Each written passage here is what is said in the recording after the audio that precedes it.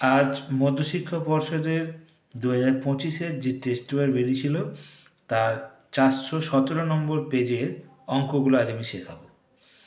একের অঙ্কগুলো বলছে 1 নম্বর, বার্ষিক 10% হার সরল সুদে 6,000 টাকা 4 মাসের সুদে আসলে কতটা হবে। দেখো, বার্ষিক 10% হার সরল সুদে 6,000 টাকা 4 মাসের সুদ হবে। তো আমরা সুদের ফর্মুলা আমরা কি জানি?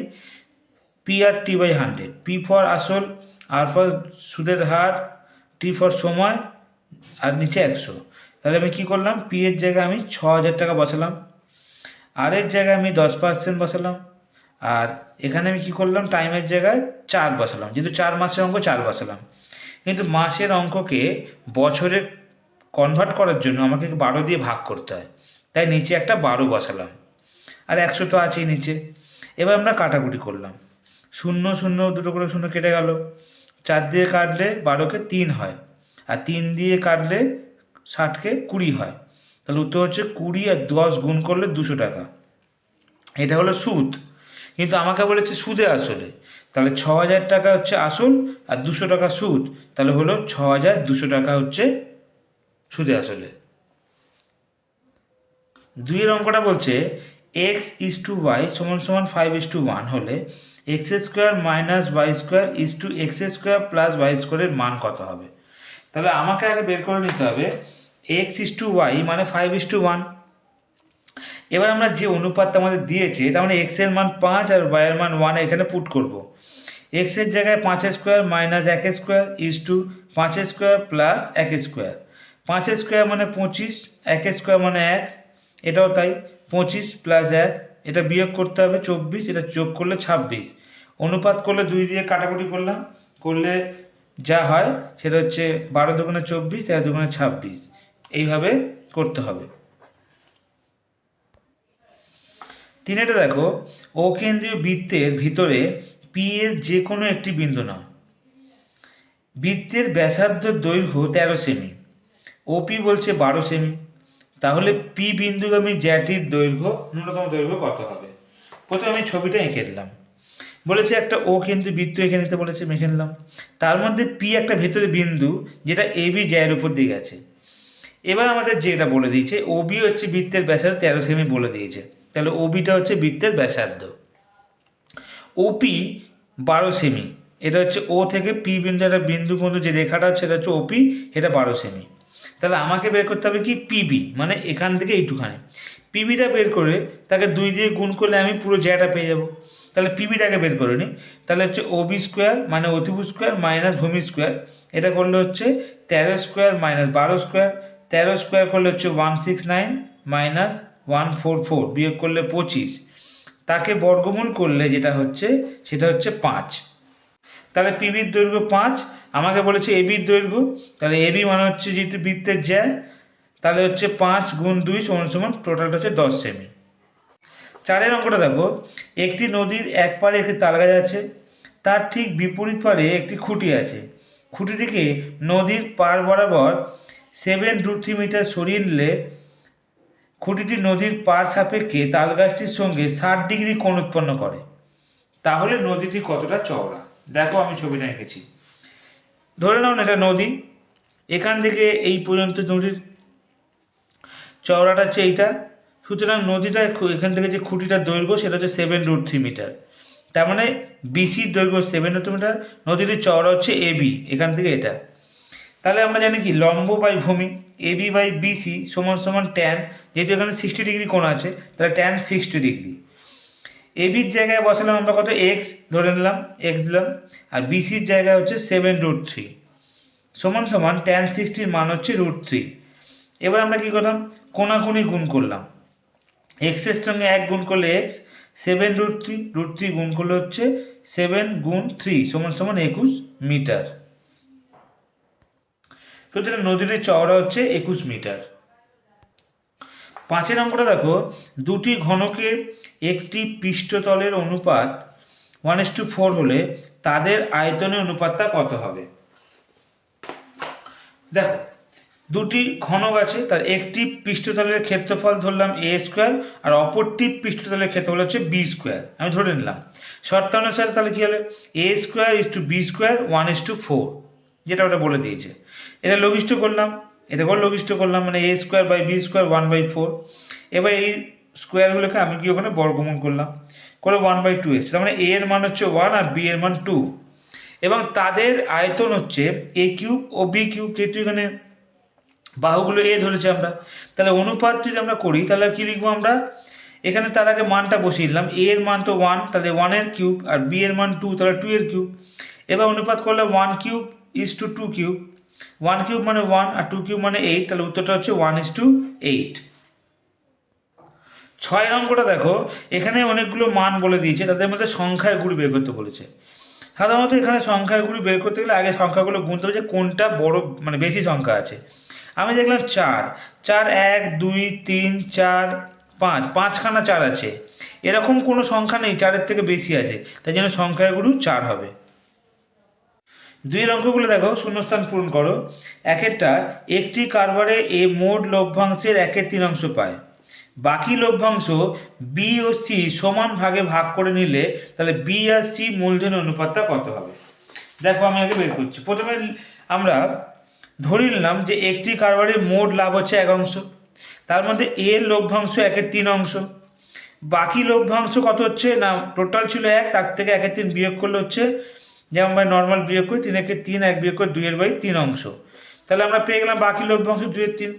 এই 2/3 অংশটা বি এবং সি সমান ভাগে ভাগ করে নিল, তাহলে 2/3কে সমান ভাগে ভাগ করে 2 দিয়ে ভাগ করতে হবে, 2 দিয়ে ভাগ করে এসছে 1/3, তার মানে বিও পাবে 1/3, আবার সিও পাবে 1/3, এই জন্য বি আর সি এর লভ্যাংশের অনুপাত 1/3:1/3, মানে 1:1। 2 নম্বরে দেখো, x+2 ও x-3 মধ্য সমানুপাতি x হলে x এর মানটা কত হবে। তো প্রথমে আমরা সাজিয়ে নিলাম, x+2 x মানে এটা মধ্য সমানুপাতি, তাহলে এটাকে সাজাবো কি করে না, x+2 x সমানুপাত x:x-3, লঘিষ্ঠ করলাম।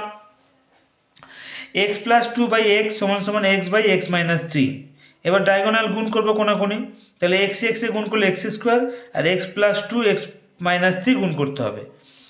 এটা গুণ করলে x² - 3x + 2x প্লাসে মাইনাসে মাইনাস 3 × 6, এখান থেকে x² কেটে গেল, এখান থেকে 3x থেকে 2x বিয়োগ করলে -x, এই -xটা এপারে চলে গেলে প্লাস হয়ে গেল, তাহলে +x = -6, এইভাবে করবে।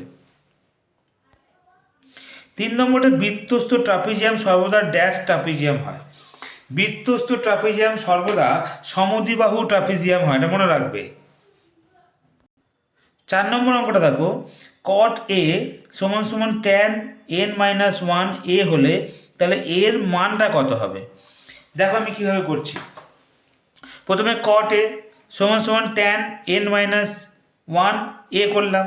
আমি কি করলাম, কটটাকে পূরক কোণে ভাঙিয়ে দিলাম, কটের পূরক কোণ tan আর এর পূরক কোণ 90 - a, তাহলে এবারে tan কেটে গেল, পড়ে থাকছে কি, এদিকে 90 - a, এদিকে na-a, এদিকে গুণ করার পর -a কেটে গেল, পড়ে থাকছে na = 90 ডিগ্রি।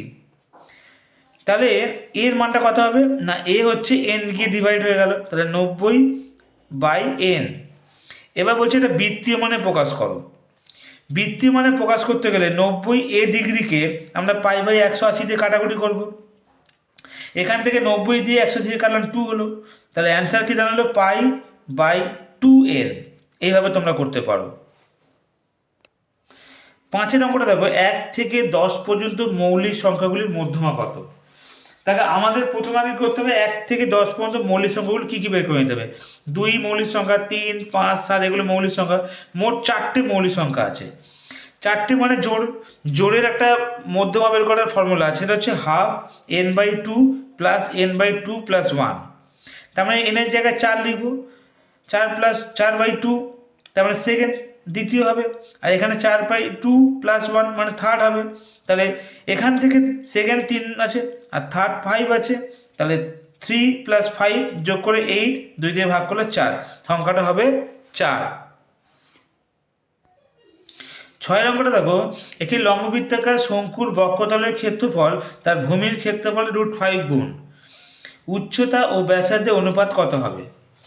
এরকম অঙ্ক আমরা আগেও করেছি, তোমাদেরকে দেখিয়েছি, আবার দেখাচ্ছি। দেখো, লম্ববৃত্তাকার শঙ্কুর বক্ষতলের ক্ষেত্রফল πr_l আর ভূমির ক্ষেত্রফল πr²। বলছে শর্তানুসারে বলেছে যে বক্ষতলের ক্ষেত্রফল ভূমির ক্ষেত্রফলের √5 গুণ, তাই করেছি। দেখো, এদিকে বক্ষতলের ক্ষেত্রফল, এদিকে ভূমির ক্ষেত্রফলের সঙ্গে √5 গুণ। এবার কাটাকুটি করেছি, পাই পাই কেটে গেছে, আর আর কেটে গেছে, পড়ে থাকছে এল, আর এখানে পড়ে √5 আর পড়ে থাকছে। এল এর মানটা বসিয়েছি √h² + r², আর এটাকেও আমরা লিখেছি √5r। এবার উভয় দিকে বর্গ করিয়ে পাই, তাহলে আমি দুদিকের দিকে বর্গ করলাম, এদিকে স্কোয়ার, এদিকেও স্কোয়ার দিলাম, এখানে স্কোয়ার রুট কেটে গেল, পড়ে থাকছে h² + r²। এটাকে স্কোয়ার করলে স্কোয়ার রুট কেটে গেলে 5 থাকছে, আর থাকছে r²।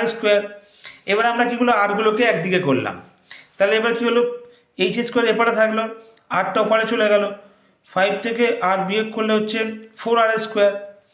এবার আমরা এটাকে অনুপাত করব, তাই আমি আরটাকে এপারে আবার নিয়ে এলাম, 4টা এখানে রাখলাম। এবার এই স্কোয়ারগুলোকে ওপারে গিয়ে বর্গমূল করলাম, তাহলে হচ্ছে 4 বর্গমূল 2 আর √1 বর্গমূল 1। তার মানে উত্তরে কী দাঁড়ালো না, h/r = 2:1, মানে উচ্চতা ব্যাসার্ধের অনুপাত হচ্ছে 2:1। 3-এর সত্য মিথ্যাগুলো দেখো। একেরটা x² + x/x = 1 হলে সমীকরণের বীজ, বাস্তব বীজ দুটো বলেছে। দেখো আমি করছি অঙ্কটা, x² এটা টুকলাম, টোকার পরে এক্সটাকে গিয়ে 1-এর সঙ্গে গুণ করলাম, তাহলে আলটিমেট কি তাহলে x² + x = x। এই এক্সটা ওপারে চলে গেল, বিয়োগ করলাম, তাহলে x² হলো 0। তার মানে আলটিমেট যদি আমরা এটাকে বর্গমূল যাই করি, মানে x এর মান 0, তাহলে এখানে উত্তর কত হচ্ছে, একটা। তাহলে বাস্তব বীজ কটা হলো, একটা হলো, ওরা বলছে দুটো, তাই এটা মিথ্যে। 2 নম্বর অঙ্কটা দেখো, x/5 y/3 z/7 দিয়েছে, তার সঙ্গে আর একটা দিয়েছে x - 3y + z/p। এখান থেকে p এর মানটা বের করতে হবে, ওরা বলছে 3। দেখি কি হয়। প্রথমে আমরা কি করলাম, সব কটা সময় x/5 = y/3 = z/7 এটা লিখে আমরা = k ধরে নিলাম। তার মানে 8x/5 = k, তাহলে x এর মান 5k। এইভাবে বের করে নেবে তোমরা। y/3 = k, y এর মান 3k। z/7 = k, z = 7k। আগে এরভাবে মানটা বের করে নেবে। তারপরে যেটা বলেছিল x - 3y + z/p = k, এটাও লিখে নেবে। এবার তোমরা x এর জায়গায় মানটা বসাবে, y এর জায়গায় মানটা বসাবে, z এর জায়গায় মানটা বসাবে। বসানোর পর দেখো, এখান থেকে যে 3 আর 3k, তাহলে গুণ করলে 9k, তাহলে আলটিমেট পড়ে থাকবে 7 আর 5 মানে 12k। এখান থেকে 9 বিয়োগ করলে 3k = আর এখানে p এর সঙ্গে k গুণ করে pk তো এসেছিলই, k কেটে গেল, তাহলে p এর মান 3। তাহলে ওরাও বলছে 3, তাই এটা সত্য। 3-এর অঙ্কটা দেখো, √2 - 5 এর অনুবন্ধীকরণে √2 + 5, এটা ওরা বলছে। আমরা আগে জানি যেটা, যে √2 - 5 এর নিরসক হচ্ছে √2 + 5, এটা অনুবন্ধীকরণই নয়, এটা নিরসক। তাহলে অনুবন্ধীকরণী করতে গেলে আমাকে মাইনাস দিয়ে গুণ করতে হবে, মাইনাস দিয়ে করলে -√2 - √5। 4-এর অঙ্কটা দেখো, x² - a - 2 x - a + 2 = 0 সমীকরণের বীজদ্বয় এর বর্গের সমষ্টি ক্ষুদ্রতর হবে যদি এর মানটা 1 হয়। দেখা যাক কি বলছে। প্রথমে আমরা সমীকরণটা লিখলাম, লিখে এখান থেকে a এর মান, b এর মান, c এর মান যেমন বের করে নিলাম। এবার এখান থেকে বীজদ্বয়ের সমষ্টি বলছে বর্গের সমষ্টি, মানে কি α² + α², কারণ সমান বীজদ্বয়ের সমষ্টি, এই জন্য এরকম লিখলাম। এবার আমরা কি লিখলাম, α α 2α²। তাহলে এবার আমরা যেটা ফর্মুলা, সমষ্টির ফর্মুলা -b/a, মাইনাস তো আছেই, আর b এর মানও আবার -a - 2 আছে, বসালাম। তাহলে আলটিমেট যেটা হলো মাইনাসে মাইনাসে প্লাস a - 2/1, এখানে 2α²। এখানে এর মানটা ওরা 1 বলেছে, তাই এর মানটা 1 দিয়ে এখানে পুট করলাম, তাহলে এর জায়গায় 1 বসালে কত হচ্ছে -1। তাহলে আলটিমেট দেখো, তাহলে এটা কি হলো, 2α² > -1, তার মানে এটা এর থেকে এটা ছোট হচ্ছে। তাই জন্য এটা হচ্ছে সত্য, ওটা ঠিকই বলেছে, তাই জন্য সত্য লিখলাম আমরা। 5 নম্বরে দেখো, আর একক দৈর্ঘ্য বিশিষ্ট একটি নীরের অর্ধগোলক থেকে সর্ববৃহৎ যে নীরের শঙ্কু কেটে নেওয়া যাবে তার আয়তন 3πr³ ঘন একক বলছে। দেখো আমরা একটা এঁকে নিয়েছি, তার মধ্যে দিয়ে একটা নীরের অর্ধগোলক থেকে আমরা শঙ্কু কেটে নিয়েছি। এখানে আমরা বুঝতে পারছি, দেখো নীরের অর্ধগোলকের যে ব্যাসার্ধটা, মানে এটা ব্যাসার্ধ, তা আর এর শঙ্কুর উচ্চতাও দেখে একই, তাই জন্য আর সমান সমান এইচ। শঙ্কুর আয়তনের ফর্মুলা 1/3πr² এইচ হবে, কিন্তু এইচ লিখলাম না, তাই কি লিখলাম, এইচের জায়গায় আমি কি আর করলাম। তাহলে এখানে কত হলো, πr³/3। ওরা বলছে 3πr³, কিন্তু আমাদের এসছে πr³/3, তাই এটা মিথ্যে। 6 নম্বরে দেখো, 0 θ 90° হলে sin θ sin² θ হবে, এটা ওরা বলছে। তা আমি এটা একটা প্রমাণ করে দেখাচ্ছি। দেখো sin θ sin²θ, আমি ধরে নিলাম যে থিটার মানটা 30°।